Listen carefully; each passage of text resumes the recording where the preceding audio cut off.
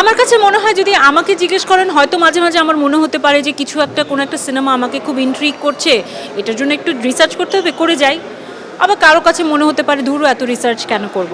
এটা আসলে ব্যাপারটা এক একজনের ক্ষেত্রে এক এক রকম, এটা খুবই আপেক্ষিক একটি বিষয়।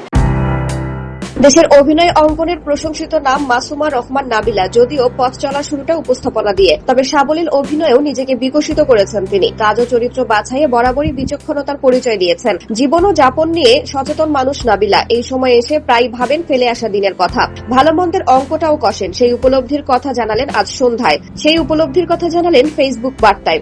আমরা অনেক সময় ইয়াং জেনারেশনকে অনেক সময় ভেবে থাকি যে তারা বোধহয় অনেক কিছুই বুঝে না বা তাদের জন্য এই সিনেমা নয়, এই ধারণাটা যে ভুল তার প্রমাণ হচ্ছে সাদিয়া আয়মান। এবং আরেকটা জিনিসও বলতে চাচ্ছি যে আমাদের কিন্তু আশপাশে অনেকের মধ্যে দেখা যায় যে কোথায় যেন একটা কার্পণ্য থাকে একজন আরেকজনের প্রশংসা করবার ক্ষেত্রে।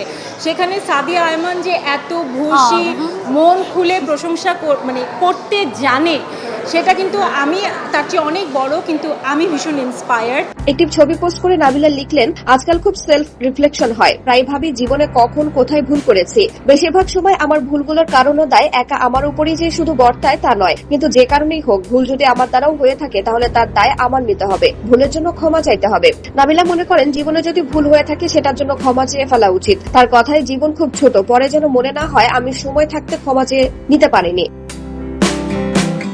এই পোস্টের সঙ্গে একটি প্রশ্ন করেছেন অভিনেত্রী, আপনারও কি একই রকম আত্ম উপলব্ধি হয়? নাবিলার প্রশ্নের জবাবে সাড়াও দিচ্ছেন অনেকে। কেউ লিখেছেন, হ্যাঁ মাঝে মাঝে খুব ভাবি কাকে কষ্ট দিলাম, কাকে একটা সরি বলা প্রয়োজন। আরেকজন লিখেছেন, আমারও এমন আত্ম উপলব্ধি হয়, সময়ের সঙ্গে নিজের ভুলগুলো বুঝতে শেখা যায়। নাবিলাকে সর্বশেষ পর্দায় দেখা গেছে মাসুদ হাসান উজ্জ্বলের বনলতা সেন সিনেমায়। জীবনানন্দ দাশের বিখ্যাত কবিতাটির সূত্র ধরে কবির জীবনের কিছু দিক তুলে ধরা হয়েছে এতে। সিনেমায় কবির ভূমিকায় আছেন খায়রুল বাশার।